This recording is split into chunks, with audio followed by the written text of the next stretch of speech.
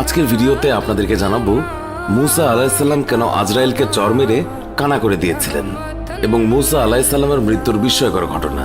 মুসা আলাইহিসসালাম ছিলেন বনি ইসরায়েলের একজন কিতাবধারী নবী। তার জীবনে অনেক বিস্ময়কর ঘটনা ঘটে। মুসা আলাইহিসসালামের বয়স হয়েছিল অনেক, আর সে কারণেই তিনি ঈসা আলাইহিসসালামের উপর কিছু দায়িত্ব দিয়ে বিশ্রামের সিদ্ধান্ত নেয় এবং মনে মনে অতীতের কথা ভাবে। এমন সময় মালাকুল মউত এসে হাজির হয়।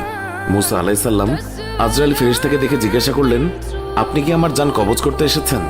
আজরাইল বললেন, হ্যাঁ, আল্লাহ হুকুম করেছে এবং আপনার সময় শেষ হয়ে এসেছে। হযরত মুসা তখন জিজ্ঞাসা করলেন, আপনি কি মুখ দিয়ে আমার জান বের করবেন? আজরাইল বললেন, হ্যাঁ। তখন তিনি বললেন, এই মুখ দিয়ে আমি স্বয়ং আল্লাহর সঙ্গে কথা বলেছি। তখন আজরাইল বললেন, তাহলে চোখ দিয়ে জান বের করব। মুসা আলাইহিসসালাম বললেন, এই চোখ দিয়ে আমি আল্লাহর নূর দেখেছি।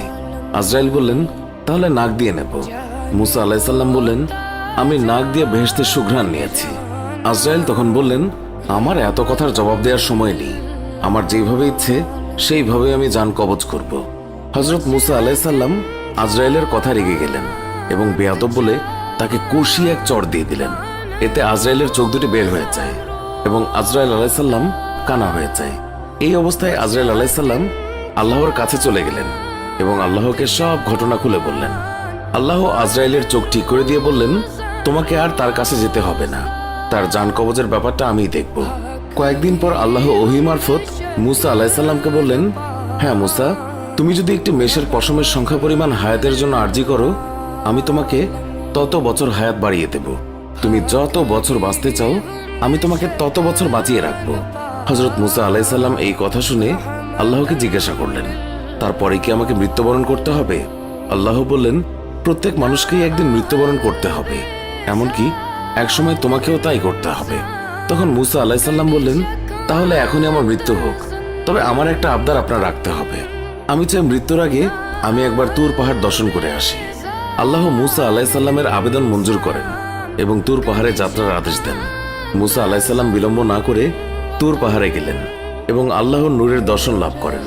আল্লাহর সাথে কিছু কথোপকথন হওয়ার পর আল্লাহ সেখান থেকে বিদায় নেন।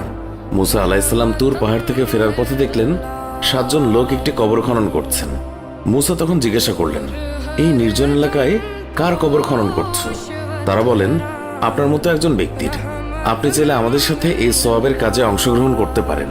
মুসা আলাইহিসসালাম কিছুক্ষণ কাজ করার পর সেখান থেকে একজন বলে উঠল, হে নবী, আমরা যার জন্য কবর খনন করেছি তার আকৃতি ঠিক আপনার মতো।